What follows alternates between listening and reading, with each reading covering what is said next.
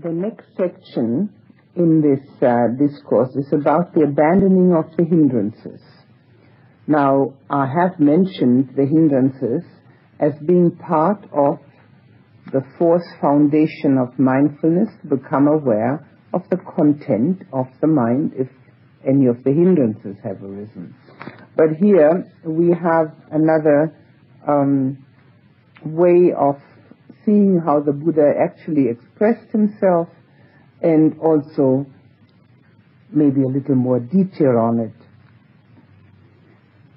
And because this is an extremely important aspect, we really need to know them. We really need to remember what they are, so that we can recognize them. I'll read the first little paragraph.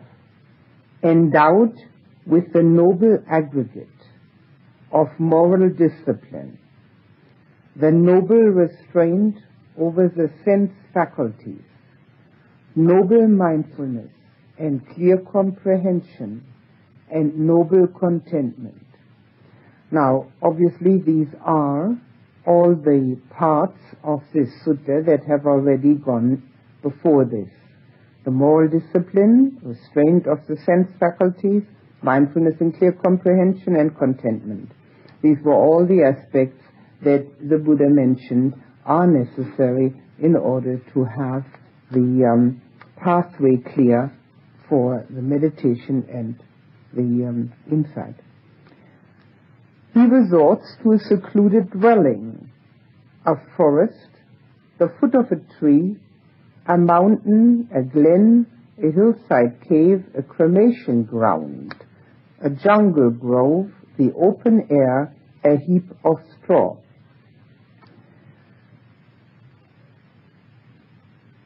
It's not mentioned a house or a hut or anything like that. However, in the commentaries it says that it's not so much the kind of house that one dwells in, it is the seclusion of it, the secluded dwelling. Well, it says dwelling here. The seclusion, that there is quiet, that one doesn't live in the midst of enormous activity. And this is one of the drawbacks of our big cities everywhere in the world, not just here in the United States, but anywhere in the world. The big cities are the most difficult places to have a quiet spot. And most people who do want a quiet spot do get outside of them.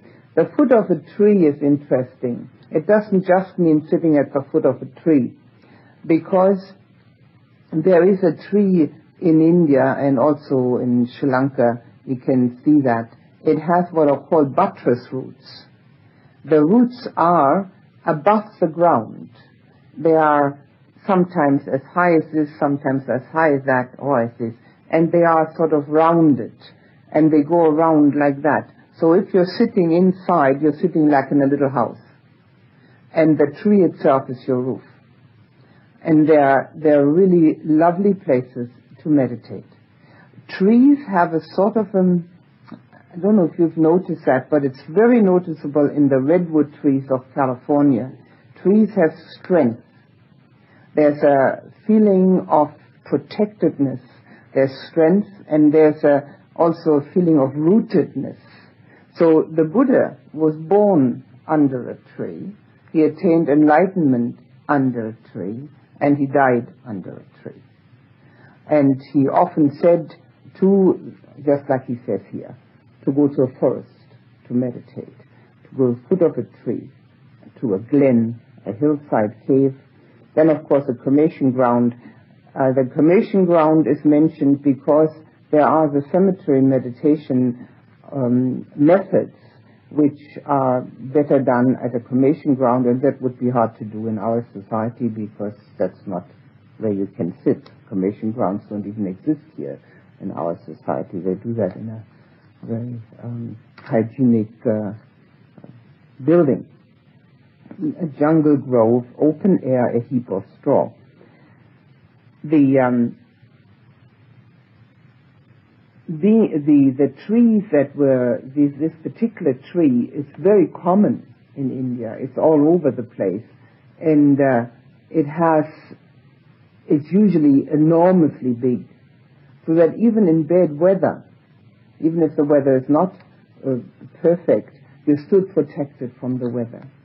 So it's a very nice place to be.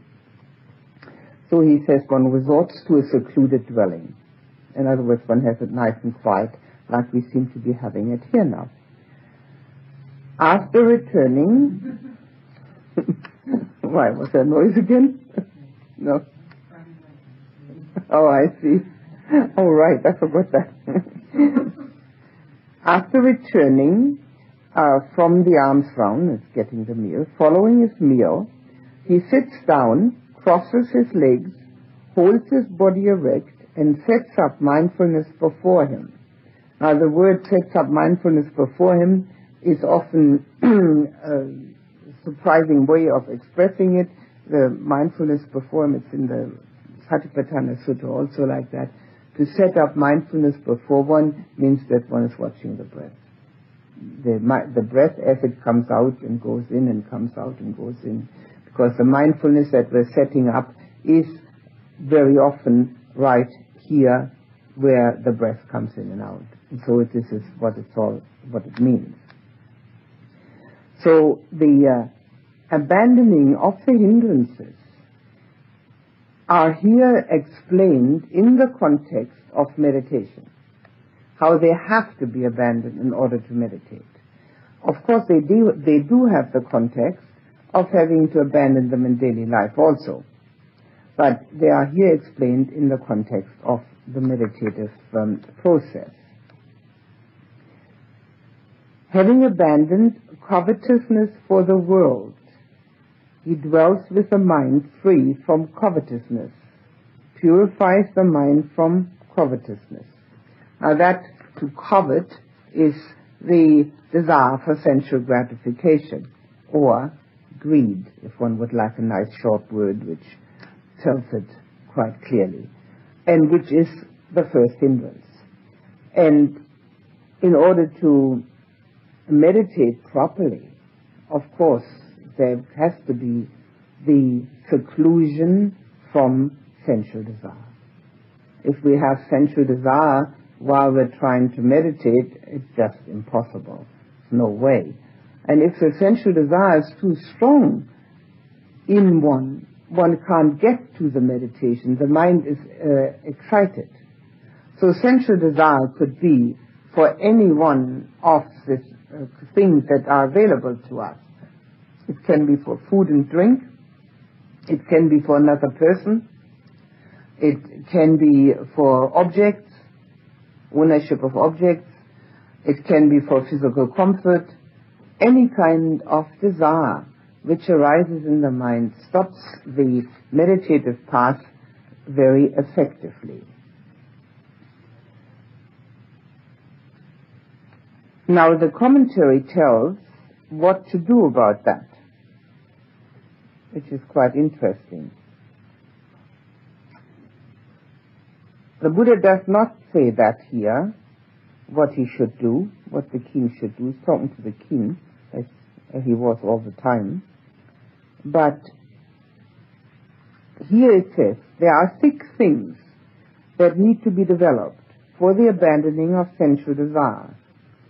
Learning the signs of the unattractive, which is what I have already explained as the 5 noble powers.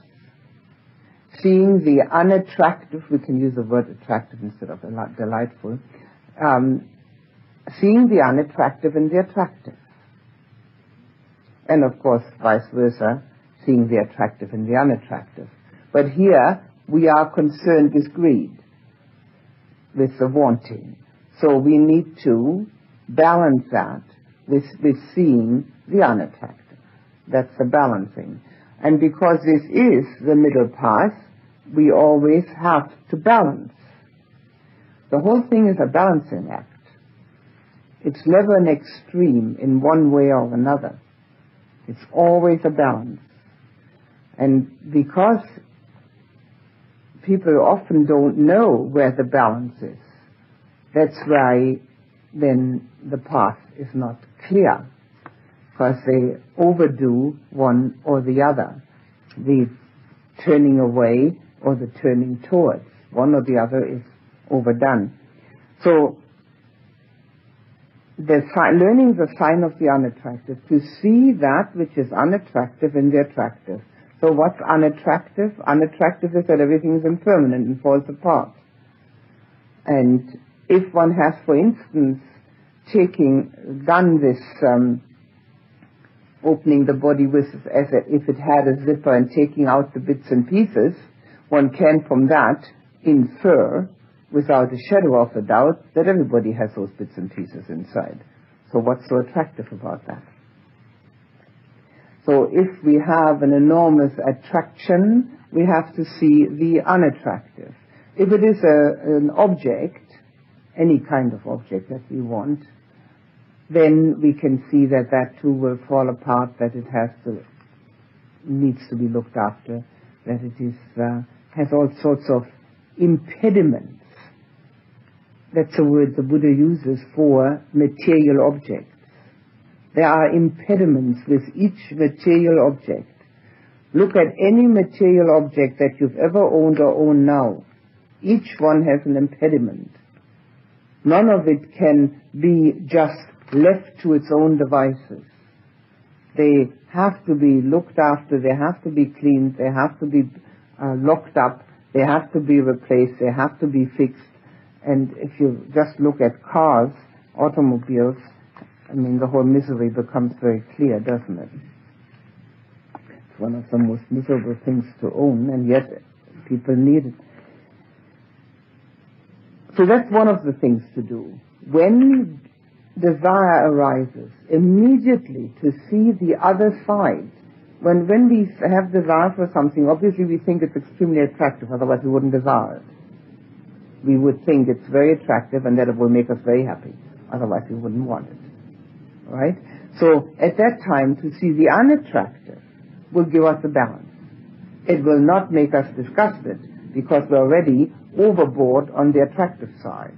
So if we then put on the unattractive, we are in the middle. Using the unattractive as a meditation subject. If it's very strong, if it's a very strong desire, to use that attraction and see the unattractive as a meditation subject. Keeping the doors of the sense faculties guarded, not to look for the things that we might have, that we might want, but guarding them. Moderation in eating. It's very interesting that particular sense desire or sensual gratification is mentioned separately, because it is the easiest to gratify, and it's also the easiest to go overboard. No extremes. The Buddha does not say not to eat, to be moderate. It's a balance, to have a balance in it. Noble friendship, and then it says suitable talk. Usually it's called noble conversations, but that doesn't matter. It's either way, suitable talk. And I have mentioned that already, that how important the Buddha mentioned, the importance that the Buddha mentioned for the right kind of friends. And you will see as we go through the hindrances, it's mentioned every time, and even in more, even stronger, that the kind of people that one associates with, how helpful that can be. If those people are noble people, that means that they are also striving for the higher ideal, and not just enmeshed in worldly affairs. And if one is oneself engaged in this endeavor, as we are here, one does find those friends. Birds of a feather flock together. It is a very natural law that those people who have the same interests do find each other, and that one has that kind of support system. The Buddha compares the sensual desire. He says like this: Great King, suppose a man were to take a loan and apply it to his business, and his business were to succeed so that he could pay back his old debts and would have enough money left over to maintain a wife. He would reflect on this, and as a result, he would become glad and experience joy. He's comparing sensual desire to being in debt, to have the debt to these sense contacts that one is looking for.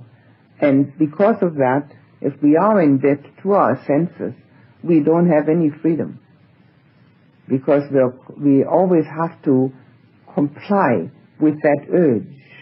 It's an urge, it's an oppression. We're oppressed by that urge.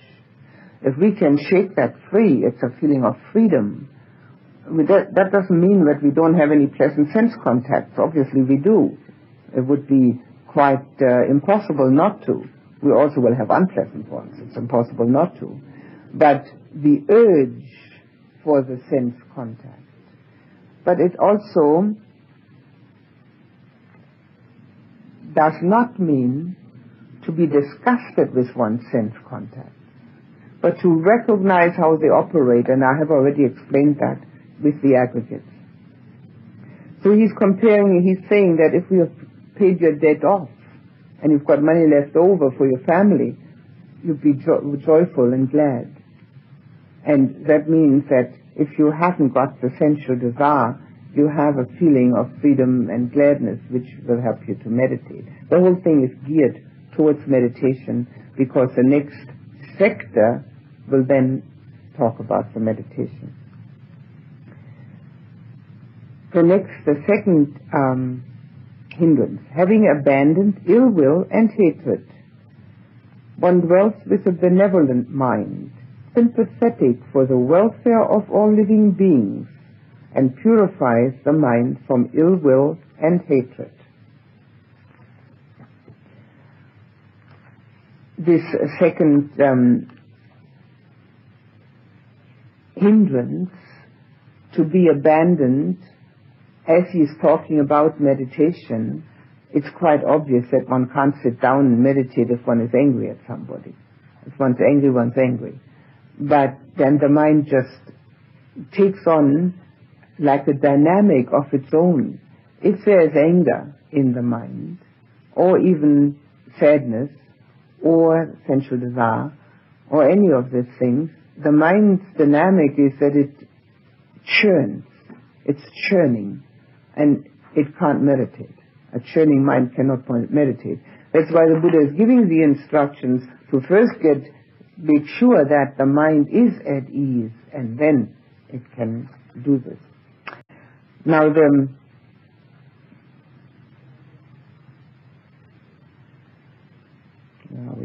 6 things to be developed for abandoning ill will. Learning the sign of loving kindness. Well, the sign is the meditative ability or let's say the sign of loving kindness gets a feeling of loving kindness. And then the second one, apply that in the meditation on loving kindness. So, the reason I'm using so many different ways of doing loving kindness meditation is to find something, whatever it is, to get the feeling, and then use that feeling to do the loving kindness meditation. The number of different ways of getting that feeling is only limited by one's own imagination, that's all. Just so the feeling comes. And loving kindness, that kind of love, is not possessive. It's certainly not asking for reciprocation. It has nothing to do with the desirability of the object or the subject.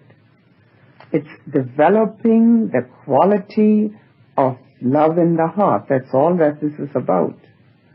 To develop the quality of love in the heart is one of the most important, cannot even be stated enough, most important support systems for meditation. That particular one, whoever has it can meditate. Whoever's got it just a little can meditate a little. The more we bring it up, even if we don't have it in daily life, if we have it just for the meditation period, it will grow and flourish, because the meditation then helps to make it grow and flourish. So that's the feeling, the sign, the feeling, the feeling of loving kindness, and then the application to the meditation on loving kindness. And then reflection on the ownership of action, which means karma. Reflection on the fact that anything negative that goes on in the mind belongs to me. It's my karma. Making bad karma belongs to me. Is it worth it? Is it worth it to make bad karma just because somebody is like this or like that? One can actually evaluate that. Is it worth it, or is it better not? An abundance of wise reflection. This wise reflection is mentioned by the Buddha over and over again. It's probably one of the most often used words in the description of gaining insight. Wise reflection. Now this gets us to that point which people ask quite often, and it's been asked here too. But that's thinking. Well, we're not going to have a vegetable mind, are we? The only thing that's ever going to become enlightened is the mind. So we're not going to cut it out. We're just not going to think discursive thoughts, if we can possibly help it. But we use the mind for wise reflection, and wise reflection brings insight. So we reflect on those aspects of the teaching which help us to gain more insight into absolute reality. And in this case, a wise reflection will, for instance, go to making good or bad karma with one's own hatred or one's own love. That's a wise reflection. A wise reflection may be when we have a passionate desire for a person, to see that that person also has dukkha, and that isn't going to be the fulfillment of our lives to have that person, because we can't have anybody anyway. We can't even have this person, so how about another person? So that's my fear. Anything that brings insight into the aspects of anicca, dukkha, and anatta in all their various forms, that's wise reflection. And then noble friendship and suitable talk. Now again, that's the same two again. To have noble friends and to have suitable conversations. Now we heard yesterday what suitable conversations are. There are 10 topics which are suitable, which all are within Dhamma. And noble friends, I've already talked about it, what that means, that we also can be noble friends. We don't have to wait that somebody is our noble friend, although that's very good, but we can also be a noble friend.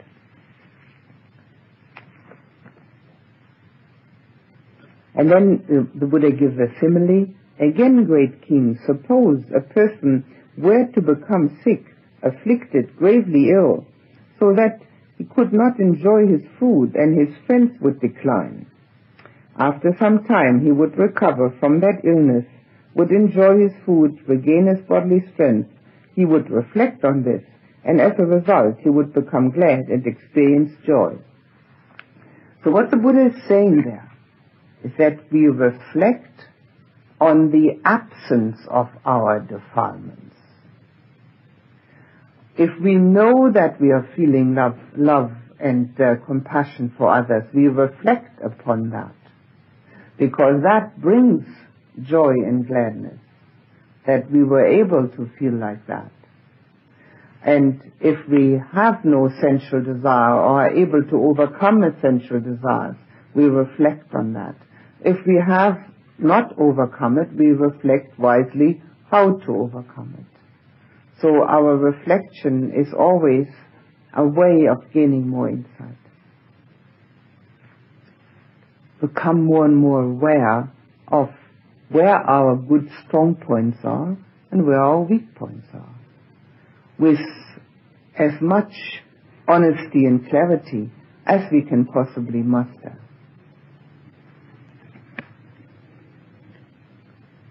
Now the third one, it's called dullness and drowsiness here. I've been calling it sloth and torpor, but I think dullness and drowsiness is nicer.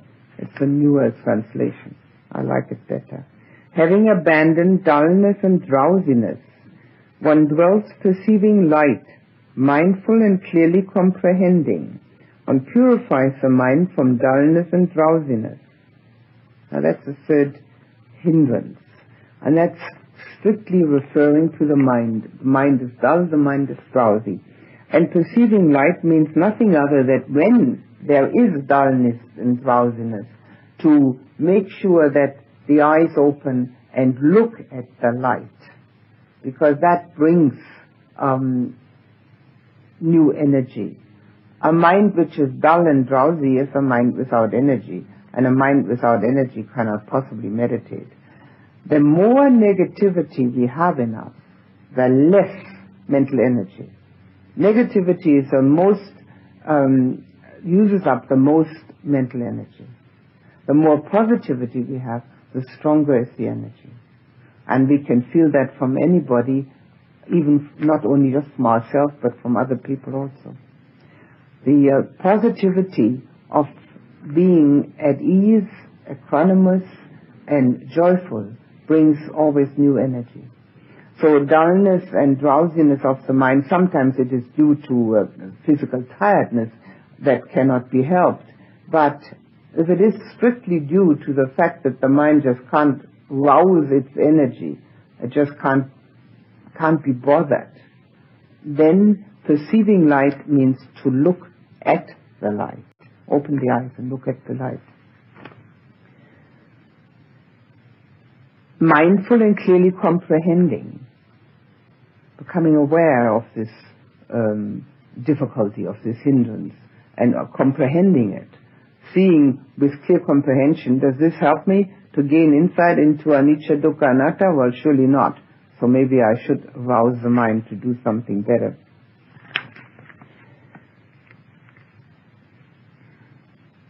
The 6 things to be developed for abandoning dullness and drowsiness are recognizing that overeating is the basis for dullness and drowsiness, which is quite easily seen that when one has had a big meal, it's quite impossible to meditate right after that.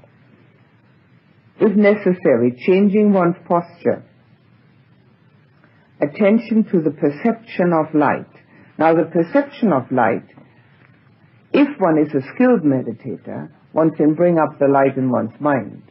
But if one is not that skilled, one just looks at the light, either the window or the electric light or the candles or anything like that. A skilled meditator can bring up the perception of light in the mind, but if that is not the case, outside light will do. Living in the open air, having enough oxygen around, having fresh air. And again, noble friendship and suitable talk.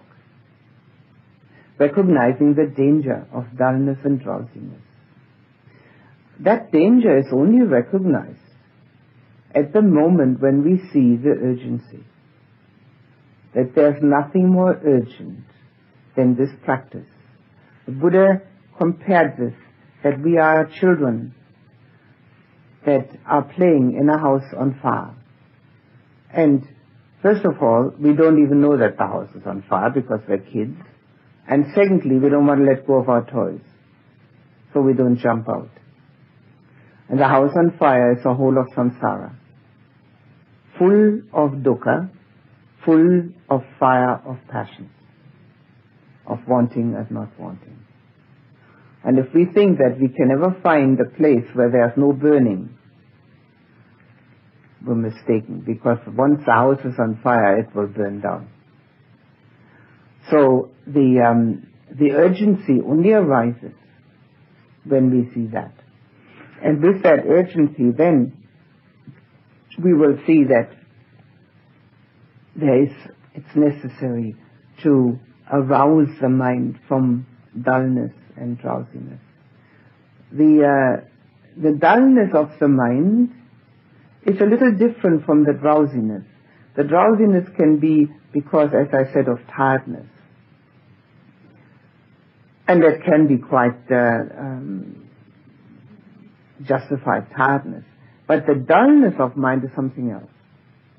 The dullness of mind is a mind that doesn't understand. And there are two possibilities. One is that one hasn't trained one's mind enough to understand what goes on. And the other one is what one doesn't want to understand. Because it could be a bother. So these two possibilities arise. For a meditator, it's not common that they don't want to understand, but it also happens.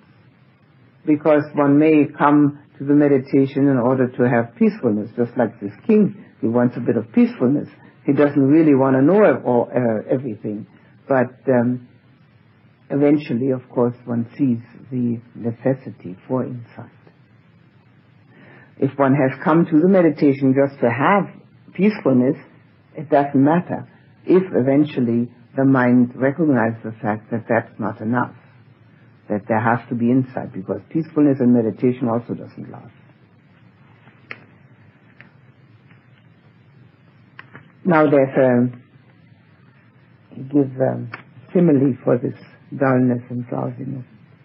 Again, great king, suppose a man were locked up in a prison. After some time he would be released from prison, safe and secure, with no loss of his possessions. He would reflect on this, and as a result he would become glad and experience joy. Again, we can reflect upon the fact that our mind is energetic and clear, and be happy about that. In other words, all of the hindrances, if we see that we don't have them, particularly at the time of meditation, the reflection upon that is a cause for joy. And although joy is also one of the steps in the meditation, it is an absolute essential factor for the start of proper meditation. Here's another simile given from the commentaries about this dullness and drowsiness.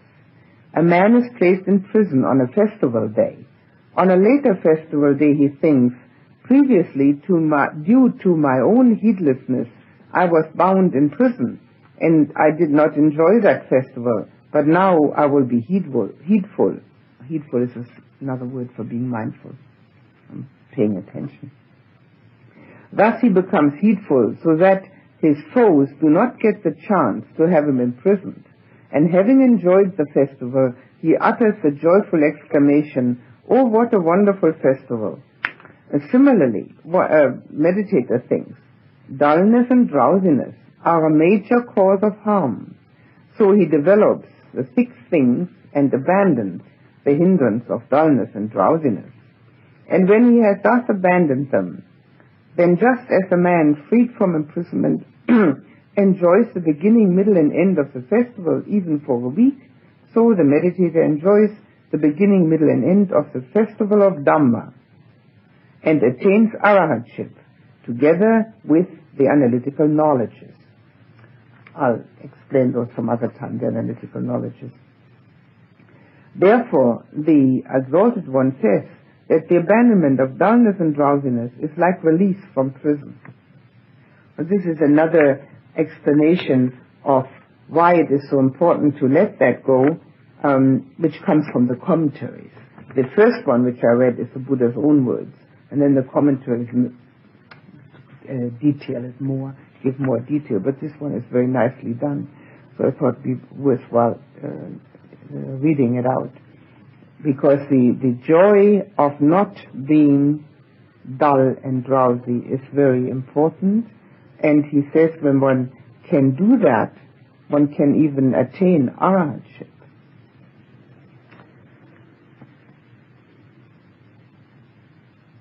Now the fourth of our hindrances, having abandoned restlessness and worry, one dwells at ease within oneself with a peaceful mind and purifies the mind from restlessness and worry.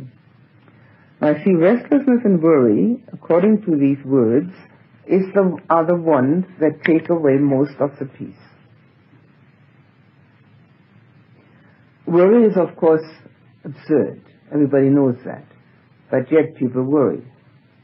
It's the person who worries about the future is not the same person who's going to experience the future. So it's totally absurd to worry about it. We're changing every second. And what we're worrying about today may leave us completely cold next year. We have no interest anymore in it. So to worry about it now is an absurdity. And all it does, it churns the mind up. It's never connected to the here and now. Never connected to this moment. And the only time that we can live is in this moment. Everything else is conjecture. A hope and a prayer, and they don't work. So there's no need to worry about anything because it isn't happening. The only thing that's happening is this one moment. And besides that we can't experience. The same person can't experience it.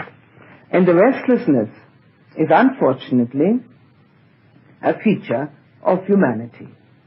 In fact, it's a feature of all living beings who are not enlightened.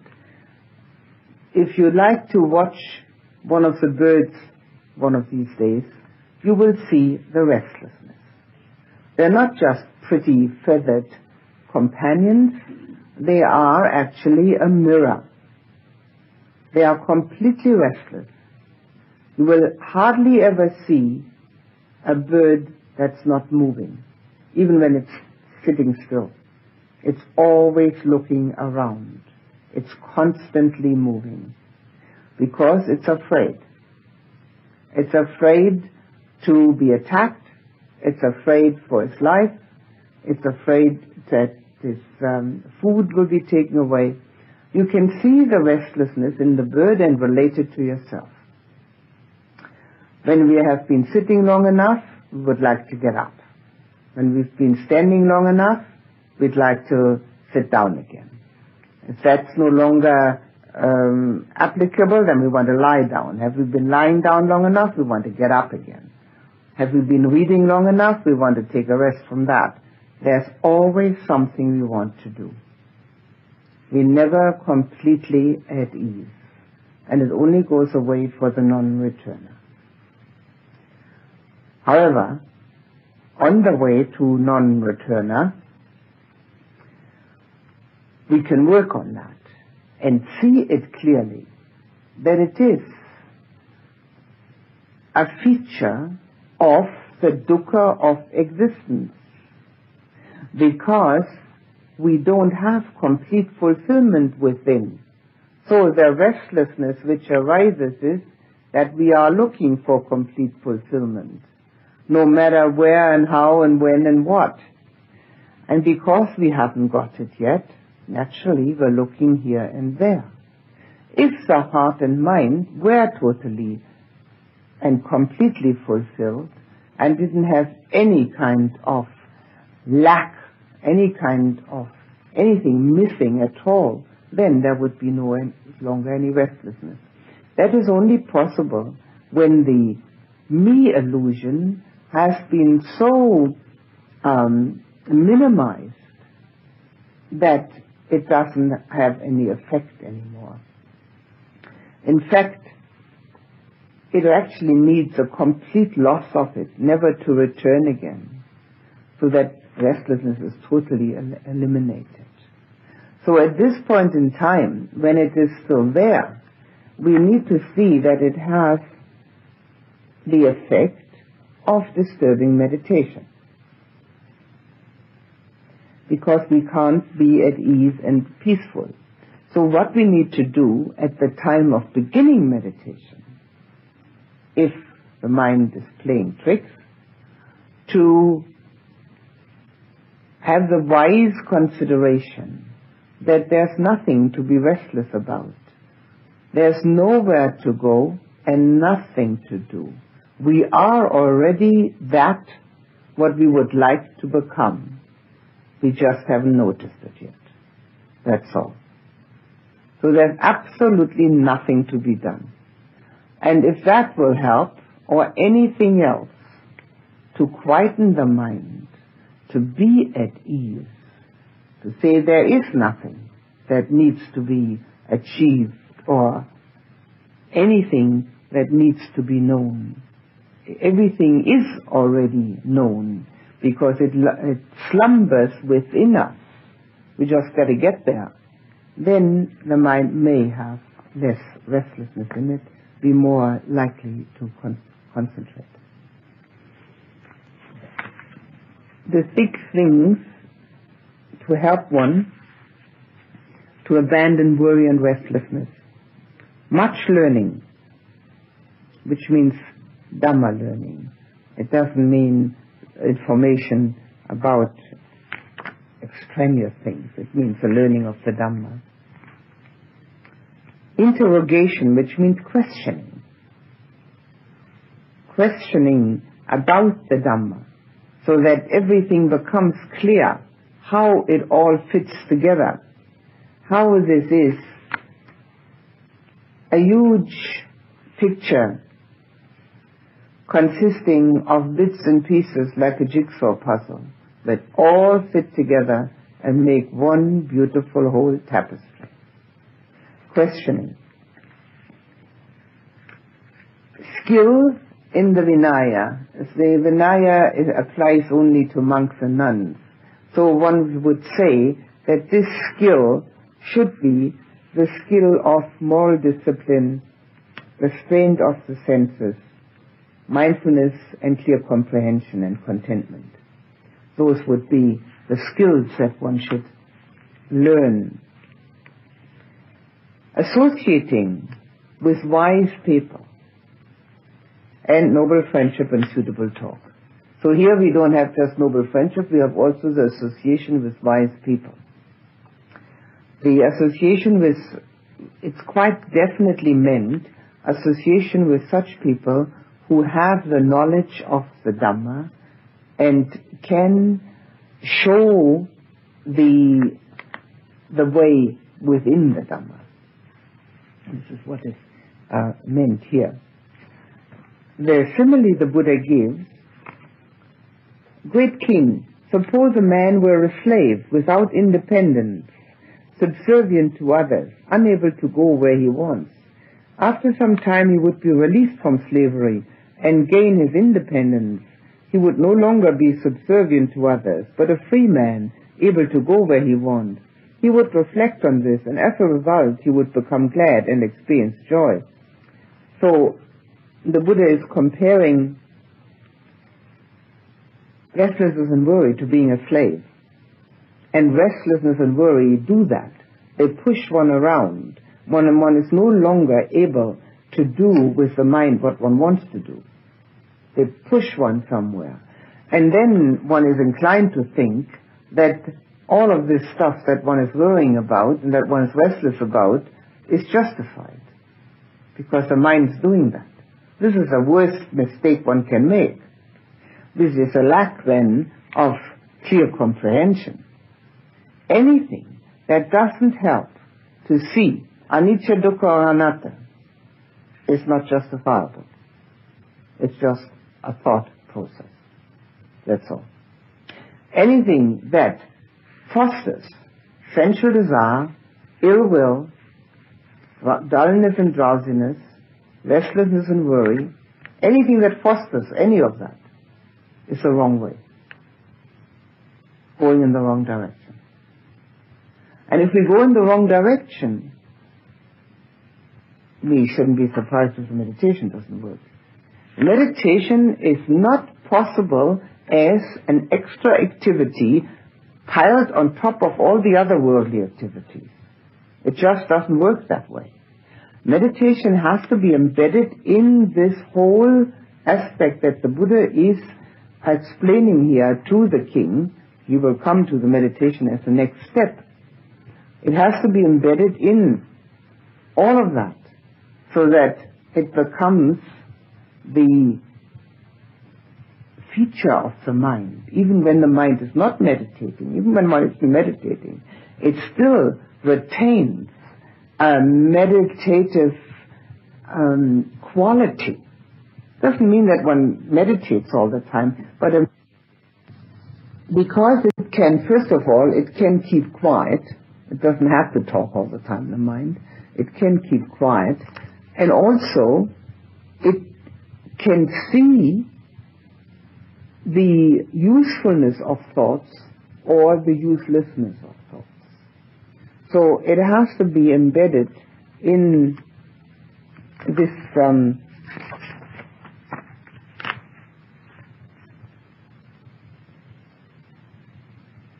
it has to be embedded in the whole of the teaching and not just be something separate.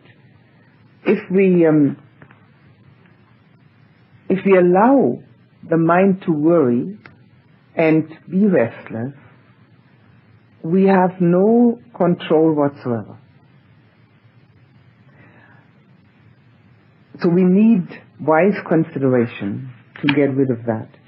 And if we do, then we have something to be glad about and experience joy as a beginning even for the meditation. All this reflection on the absence of any of these hindrances is to bring joy so that the meditation can start properly. In the Transcendental Dependent Arising, the cause and effect sequence is knowing dukkha in oneself, hearing the true Dhamma and gaining confidence in it, and because of that, then having joy of the path, and then going to the meditation. So the joy is the necessary step for the meditation. The joy can be aroused through loving kindness. It can be aroused through the knowledge that these hindrances are not there at that time. It's another explanation from the commentary. A slave, with the help of a friend, gives money to his master and frees himself from slavery. From then on, he can do whatever he wishes. Similarly, a meditator thinks, restlessness and worry are a major cause of harm. So he develops 6 things and abandons the hindrance of restlessness and worry. So one thinks this is a harm. One understands one's own thinking process. When he has thus abandoned restlessness and worry, then just as a free man can do whatever he wishes, and no one can forcibly prevent him from doing so, so the meditator happily practices the way of renunciation. And restlessness and worry cannot forcibly prevent him from doing so. Now, renunciation is all those aspects that are part of this pathway: moral discipline, restraint of the senses, mindfulness, comprehension, and contentment. These are all renunciations of worldly desires, renunciation of worldly entanglements. And therefore the Exalted One says that the abandonment of restlessness and worry is like freedom from slavery. Now we come to the 5th of the hindrances. Having abandoned doubt, he dwells as one who has passed beyond doubt, unperplexed about wholesome states, purifies the mind from doubt. Now this is a very short statement only about doubt, but there's more to come. Unperplexed about wholesome states. A person who hasn't practiced, very often, and the questions come up over and over again, such a person is not clear what is a wholesome state and what is not. And it's very simple if we can remember these 5 hindrances. Anything that leads to them is unwholesome. Anything that renounces those 5 hindrances is wholesome. Very simple. All we have to do is remember 5 things. Sensual desire, ill will, dullness and drowsiness, restlessness and worry, and doubt. Just remember those 5. Anything that leads to them is unwholesome, that leads away from it is wholesome. Now, the 6 things to overcome the doubt, much learning, again, the same thing, learning about the Dhamma, questioning the Dhamma, so that one is quite clear what it means. And one of the things which is so important, and which is something that I'm sure you will, during this month here, have a chance to experience, is making the connection. Why should one not kill mosquitoes? Making the connection to hate. Making the connection from hate to the inability to meditate. All these connections have to be made by one's own mind.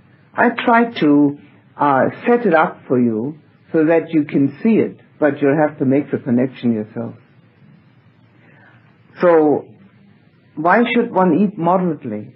To counteract greed. Why should one counteract greed? Because one can't meditate when one has greed for sensual gratification, and so on.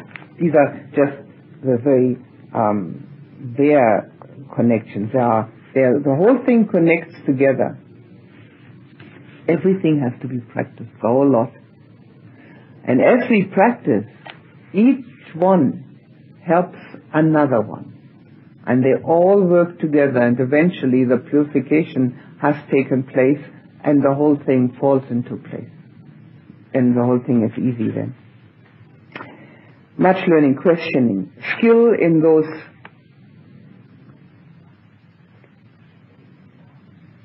five things, which I've already mentioned several times now. Moral discipline, restraint, and so on, of the senses. Resolution, determination. You see, the mind is a magician, no? We can do anything. We can sit here and resolve to doubt. Very simple. Anybody can do that. But we can also resolve to have confidence and just go ahead. I always compare that with learning to swim. If we don't have any confidence in the swimming teacher, we are not going to get into that pool. And lots of kids scream their heads off. They do not want to get in because they think they're going to drown. But then there are some who are more trusting, and they allow the teacher to take them to the pool and do the first strokes. And then they swim. Not having been able to swim before that, one has absolutely no way of proving to oneself that it is possible. Although one sees other people swimming, one still doesn't know that oneself can do it. So it's absolutely essential to have confidence. So one can resolve, as a grown-up, we can make that resolution. Resolution, determination. I'm going to do it. I'm going to have confidence in my own ability. This is very important, to have confidence in one's own ability. But also confidence in the veracity of the teaching and the great achievement of enlightenment of the Buddha, and the faith in the truth of the transmission, because it is a long time of transmission, for 2,500 years. But only the mind which has both love and intelligence can do it. The mind doesn't has one missing, won't do it. In fact, the mind that has the intelligence missing has more chances than the mind that's got the love missing. Confidence and trust is a matter of love. So that's resolution, noble friendship, and suitable talk again. Same thing. So then the Buddha says, Great King, suppose a man with wealth and possessions were traveling along a desert road where food was scarce and dangers were many. After some time he would cross over the desert and arrive safely at a village which is safe and free from danger. He would reflect on this, and as a result he'd become glad and experience joy. Again, if one doesn't have doubt, one can be joyful about it. There's a longer explanation here.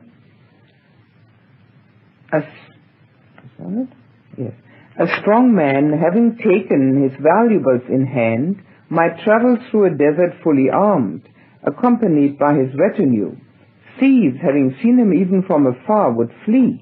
Having safely crossed the desert and arrived at a place of safety, he would become joyful and exuberant. Similar, a meditator thinks doubt is a major cause of harm, so he develops these 6 things and abandons the hindrance of doubt.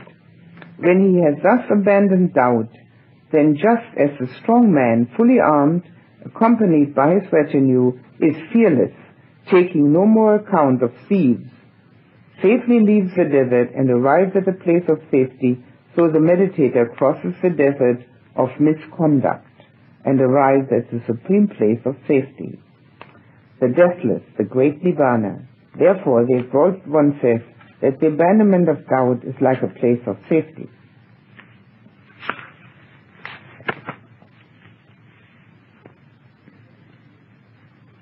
So then the Buddha says, in the same way, Great King, when a bhikkhu, when a person sees that these 5 hindrances are unabandoned within himself, he regards that as a debt, as a sickness, as confinement in prison, as slavery, as a desert road.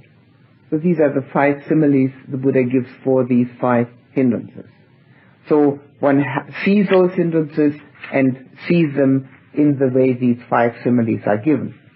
But when he sees that these 5 hindrances have been abandoned within himself, he regards that as freedom from debt, as good health, as release from prison, freedom from slavery, as a place of safety.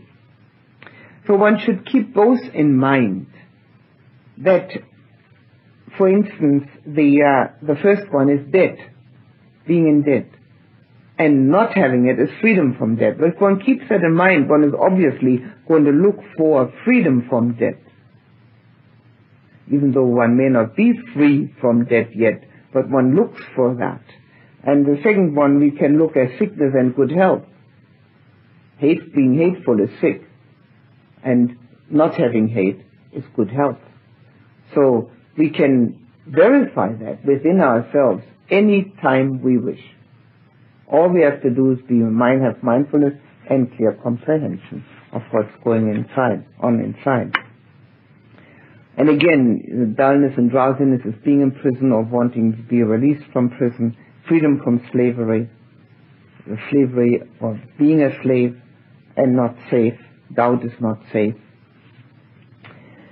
When one sees that these 5 hindrances have been abandoned, gladness arises.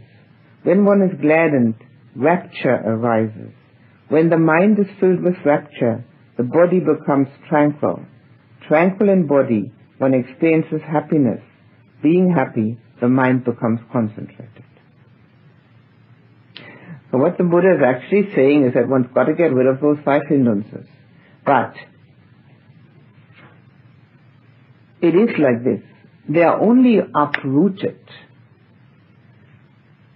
with the past moments, and not even with the first path moment, and not even with the second. Yeah, one is uprooted with the first path moment. Only one of them. But not even uprooted with the second path moment, only diminished. But as we have quiet here, and as we hear the Dhamma more and more, and as we have wise reflection within us, those hindrances need not arise at the time of meditation. If they do, the meditation is short. There's no two ways about it. There's no halfway. There's no halfway there. But at the time of meditation, they need not arise. And the more we meditate, the less they arise. It is the purification system through the meditative path. I always compare that to a garden full of weeds. If the weeds are allowed to grow unchecked, they take away all the nutrition out of the soil, and they cover the flowers, and so that the flowers cannot have sunshine or rain. So they grow and grow and grow. And it's also a feature of any garden that any gardener knows that weeds need absolutely no fertilizer and no watering. They grow just by themselves, whereas flowers always need something. So here we have a heart and a mind full of weeds and full of flowers. So the more we check the weeds through the purification aspect of the meditation and the concentration, the weaker they become. They become puny, and they do not take out all the nutrition out of our soil of heart and mind, and don't cover up our beautiful flowers completely. And they become weaker and weaker, so that the root system becomes weaker, so that eventually we can uproot them. So we need to take very definite steps every time we sit down, unless it has already become a habit of being able to concentrate right away. But if it isn't, we need to take definite steps that none of these 5 hindrances are allowed to come anywhere near us. That we have absolute certainty that they're not there. And then we can be joyful. And as we become joyful, we then, with this joyfulness, we have a feeling of ease in the body. This rapture which is mentioned here, that is not yet the meditative rapture. That is the ease in the body also. And then the mind is at ease, and the body is tranquil. And with the tranquil body, then there is happiness. And with the happiness, the mind becomes concentrated. And then we just get going. Now,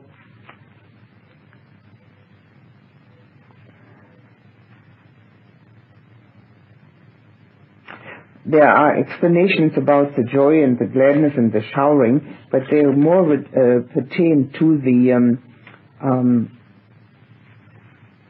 jhana state.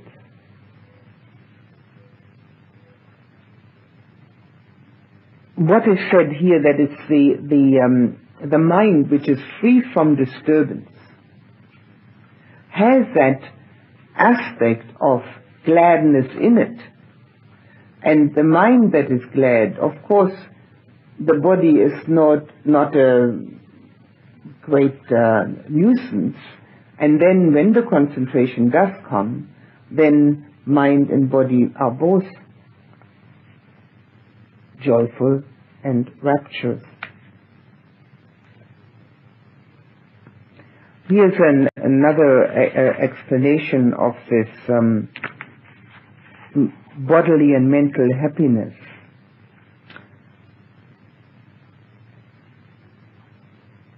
The happiness of renunciation brings the happiness of excess concentration, called renunciation because it has departed from the faction of defilements and hindrances, and the happiness of absorption, called renunciation because it pertains to the first jhana. The excess concentration is the kind of concentration which comes before the absorption state, and It is also called renunciation because at that time we do renounce the thinking, and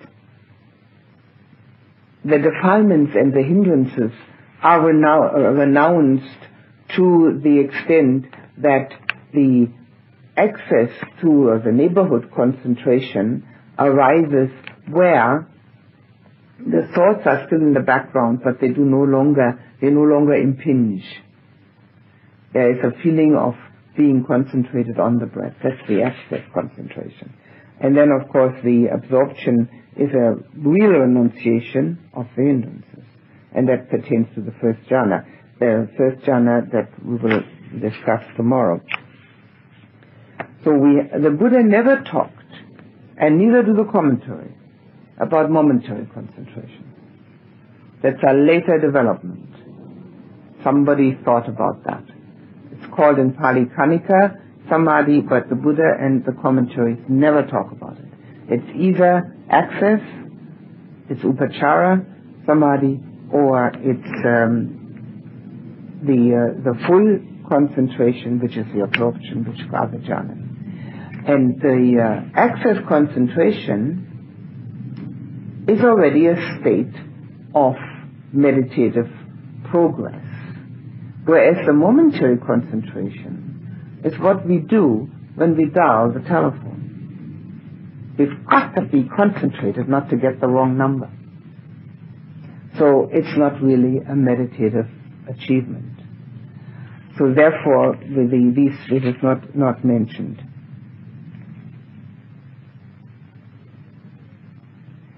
Now here's another explanation.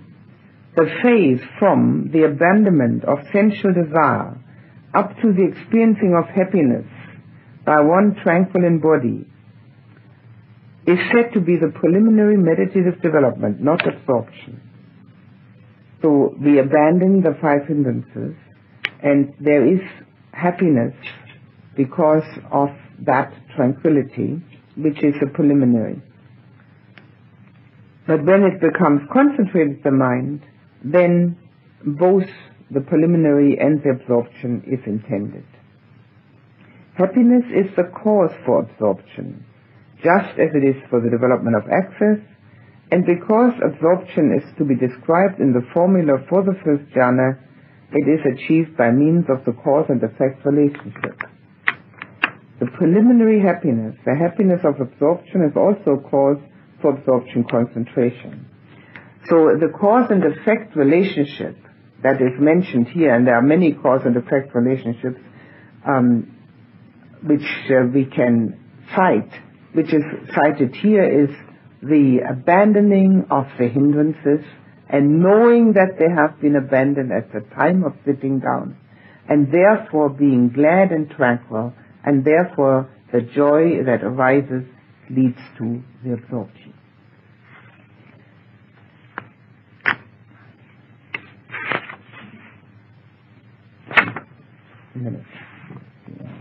Right.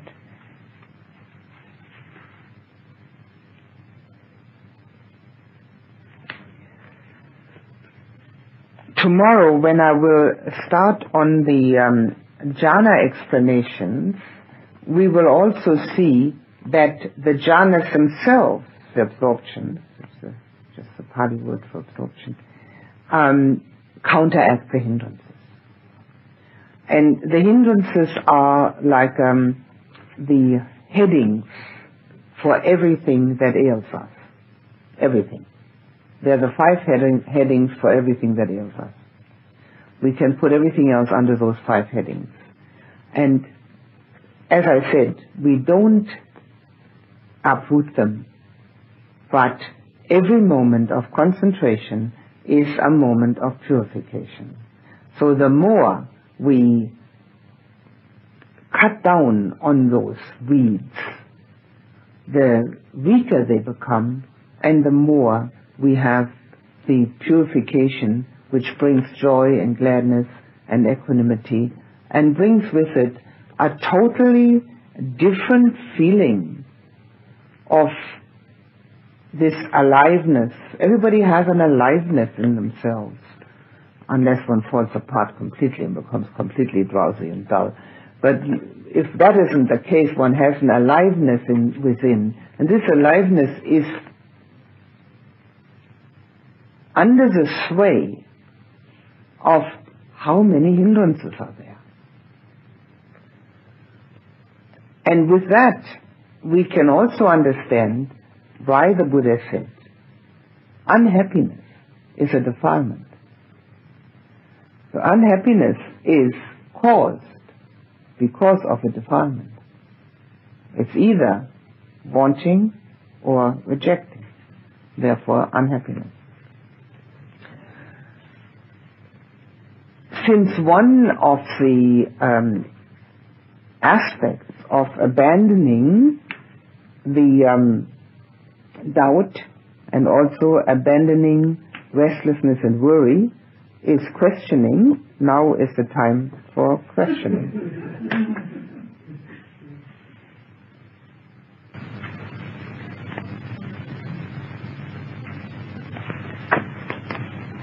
Yes. I have a question about mindfulness in daily living. For example, when I'm driving my car, I have an intention to be mindful, and I have little signs in my car.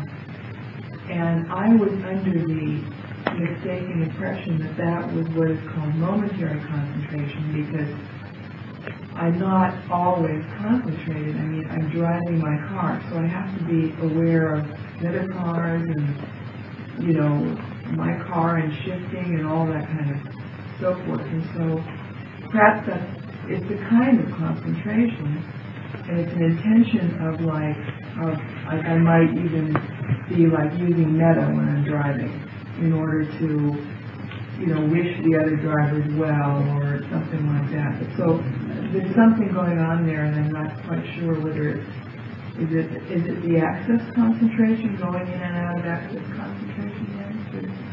The word concentration in Pali is Samadhi. Surely you're not in Samadhi when driving a car. I hope not. You won't live very long. It's got nothing to do with concentration. It's mindfulness.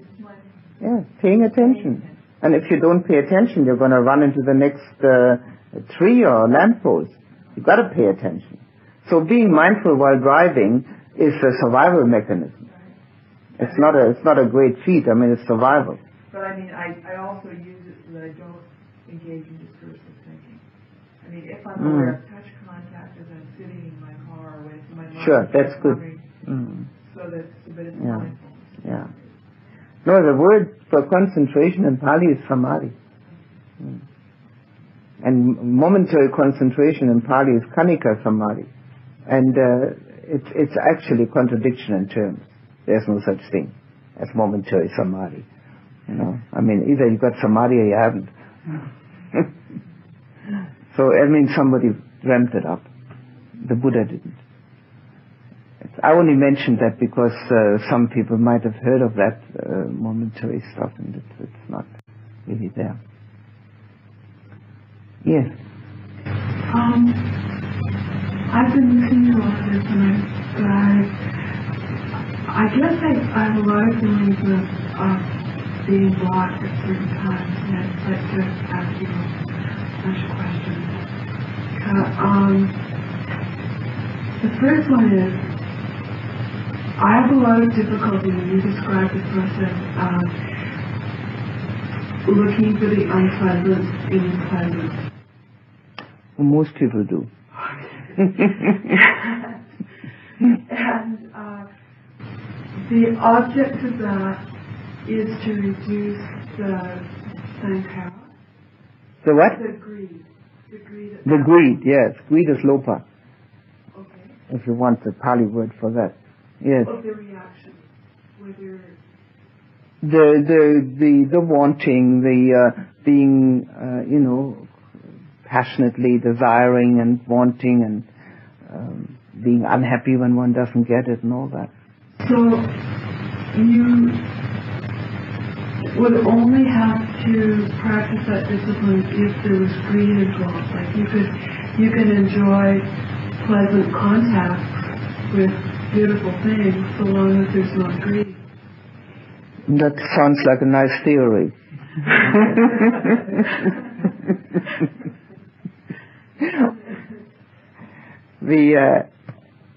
All unenlightened people suffer from greed and hate.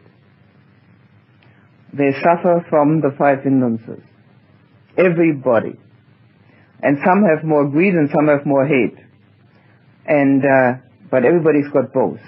And the hate people, as I explained already, are hard to live with. They find it hard to live with themselves, but they certainly practice because it's so unpleasant. And they usually get much faster results. And the greed people are having a nice time. They're quite easy to live with because they always think then, the happiness is around the next corner. And because they are easier, but they don't practice properly. Because they always think they're going to find it out there somewhere. So as long as one thinks one's going to find it out there somewhere, it's going to be available because there are so many nice things out there, so long the practice is going to be very fragmented. It's a very fragmentary practice because this practice leads to Nibbana, to complete freedom. And in order to have complete freedom, one's got to have freedom from all attachments. Greed is not just wanting something. Greed is being attached to. It's not a preference. It's wanting the nice things over and over again.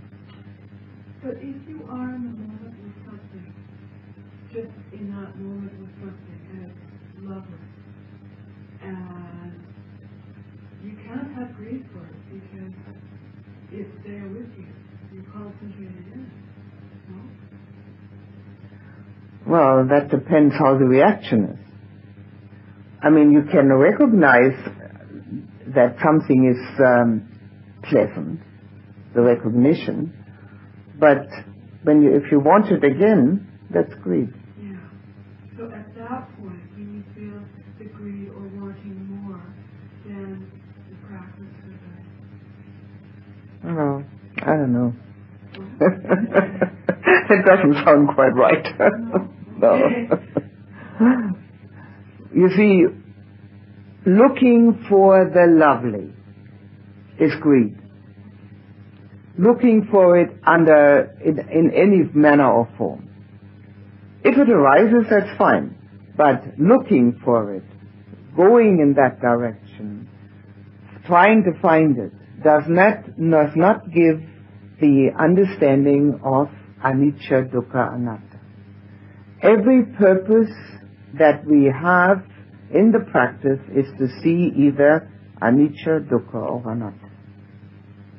So if there is something lovely and one is with it, one has to, as for instance the jhanas, one has to see that they are impermanent and dissolving. And if one doesn't see that, which is the unlovely and the lovely, and if one doesn't see that they're impermanent and dissolving, one thinks that's all one needs to do. And when one applies that, then at that point there can be aversion, strong aversion to that. So Highly unlikely. no, if you see that, no, Why don't you try? I will. Yeah.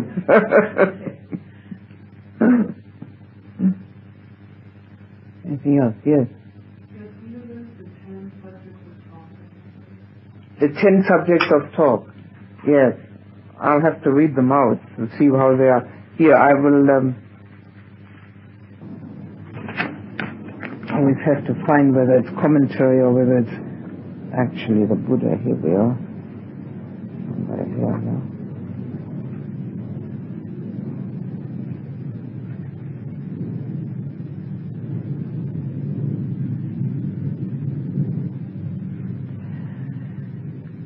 Wanting little,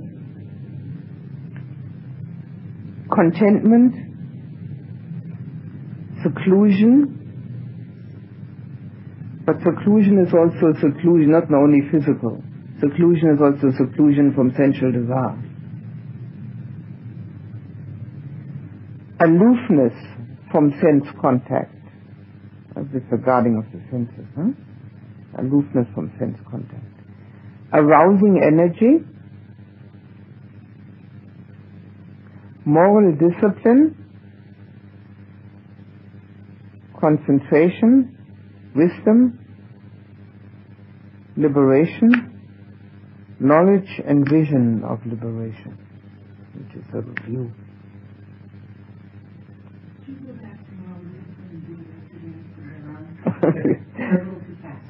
Concentration, Sila, Samadhi and Panya.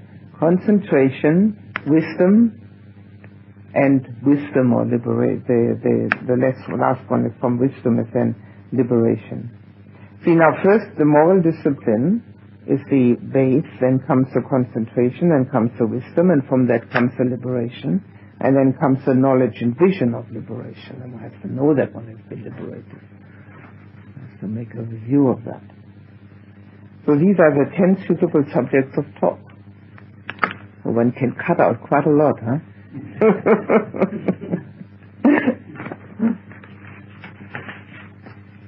Did you get that, Marjorie? Yes. Yeah, okay. Right. One other thing.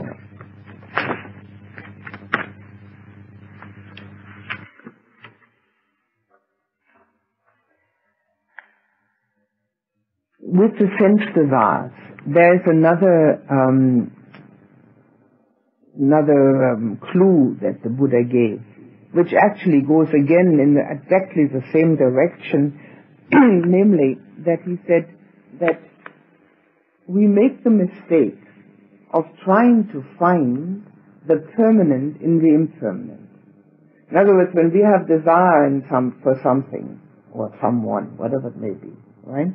We are looking that is going to be permanent, that promised satisfaction that we're going to get. So we are seeing something or someone and we think that's going to be permanent. We always forget that it's totally impermanent. So the sense desire, the sensual gratification itself is totally impermanent. We always forget that. So that's why we have sensual desire. And we forget that the pleasure which we get out of it is also very much influenced by the fact of impermanence, because the pleasure disappears and then there is again the feeling of lack, of being not fulfilled. So the pleasure, because of its impermanence, has pain in it, because it disappears. And we also don't realize that we do not understand the difference between purity and impurity. So our hindrances are the impurities.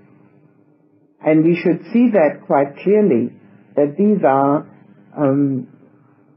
making our lives difficult, never mind the meditation even. They're certainly making the meditation difficult and impossible, but they're making everything that we touch with our mind impure, because of the built-in impurity in those hindrances. So if we can distinguish between purity and impurity, and between the pleasure which has pain built in, and that we're looking for the permanent in the impermanent, then our sensual desires are going to diminish greatly.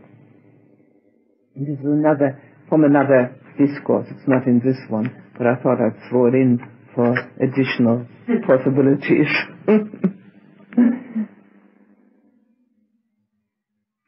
Right. Yes. Would you explain again where the source, what is the source of the commentary? The source of the commentaries were written by monks. Supposedly they were enlightened monks, that partially they are part of the canon. So they were written before or at the time, actually, of the third great council of Arahants. Everything that was then recited has become canonized. It's a Pali canon. And many of the commentaries are part of the canon. And they are in Pali. And they were then written down at the same time. But they were not by the Buddha, they were by the monks who were doing the third council of Arahants. They were there present. But whether we don't know whether they were all Arahants. There's no way of knowing. So you can kind of take into a little bit of the brain. Oh, of course you can. As long as they are not just explanatory. When they're explanatory, they're wonderful. But if they have an opinion, then you don't have to accept it. But these are explanatory. And when they're explanatory, they're very useful. Because they give another angle of it.